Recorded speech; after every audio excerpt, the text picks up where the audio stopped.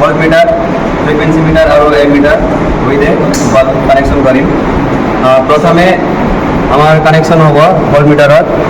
first আহিব বৰ্ডৰ পৰা ফেজলৈ ৱায়াৰ এটা আৰু ফেজৰ পৰা আৰু ফ্ৰিকুৱেঞ্চি মিটাৰলৈ ফেজত যাব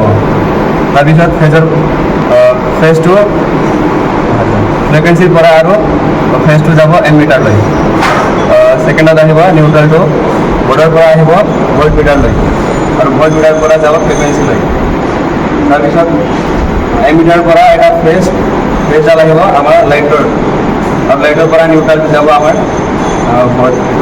বৰ্ডৰ কানেকশ্যনত নিউট্ৰেল তাৰপিছত আমি ইয়াতে ৰেডি কৰিছোঁ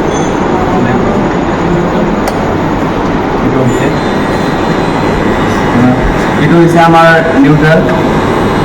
এইটো ডাইৰেক্ট কানেকশ্যন আহিছে আমাৰ বৰ্ডৰ পৰা পিছে এইটো আমাৰ ফেজ এইটো দেখাই দিব পাৰোঁ আৰু ইয়াৰে পৰা আমাৰ ফেজটো দিছে ইয়াতে আৰু নিউট্ৰেলটো এইটো হ'ব আৰু ইয়াৰে পৰা আমাৰ ফেজটো ইয়ালৈকে যাব এইটো হয় এম মিটাৰ